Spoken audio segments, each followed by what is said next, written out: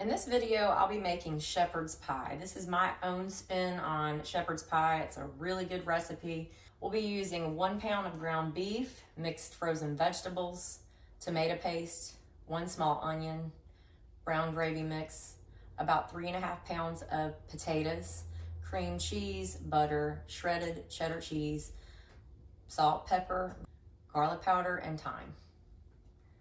We're gonna start by boiling about 3.5 to 4 pounds of potatoes. You can use red potatoes. I just had russet potatoes on hand. I've gone ahead and peeled these. I've diced the potatoes. I'm gonna add water to this.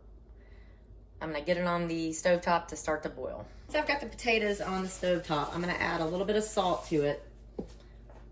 That just helps to give them a good flavor. You wanna completely cover the potatoes with water. And I'm gonna bring this to a boil and let it boil for about 12 to 14 minutes. I'm gonna go ahead and cook my 1 pound of ground beef.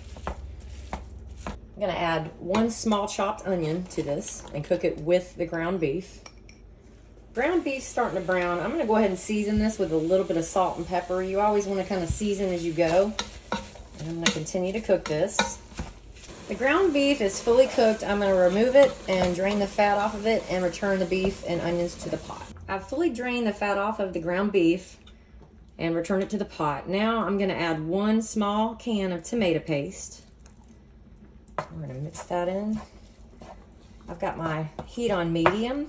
The tomato paste is well incorporated. Next, I'm gonna add 1 envelope of brown gravy mix, 1 cup of hot water,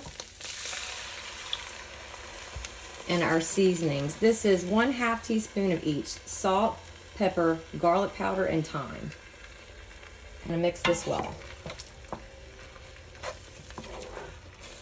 All right, the next step is I'm gonna come in with a 12-ounce bag of mixed vegetables. These are frozen. There's carrots, green beans, corn, and peas.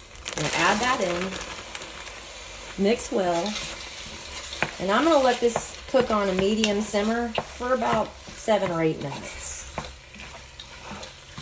The potatoes have boiled for about 13 or 14 minutes.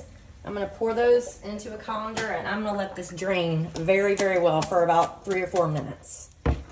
Once the potatoes have fully drained very well with all the moisture off of them, I'm gonna come in with a masher and I'm gonna mash these. Once the potatoes are fully mashed, I'm gonna add a little bit of salt. This is 1/2 8-ounce block of cream cheese and 1/2 stick of butter. I'm gonna add that in and mix well. Got everything mixed in well. You want to taste this. It may need a little bit more salt. I just added a little bit more salt. I like my mashed potatoes to be creamy. If you like them chunky, then leave them like this. I'm going to actually use a blender to mix the rest of these potatoes. I have blended this. I'm not going to blend while I'm videoing because it's so loud, but I've blended this and it looks a little thick to me. I'm going to add a little bit of milk to it and continue to blend with my mixer.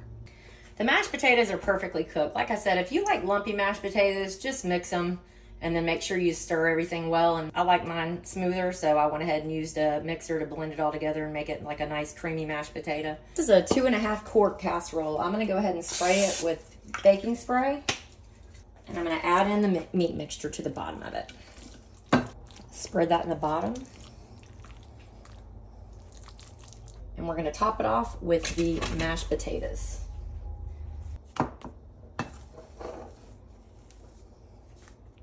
That down.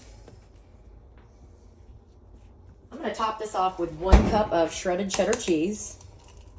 Spread that out. I've preheated the oven to 350 degrees. I'm going to bake this for about 30 minutes. I just pulled the shepherd's pie out of the oven and it is piping hot. I'm going to let this sit for at least 20 to 30 minutes before I serve it.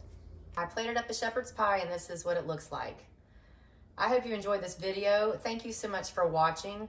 Please like, share, and subscribe. And as always, please feel free to leave a comment. I enjoy interacting with you all. Have a great day.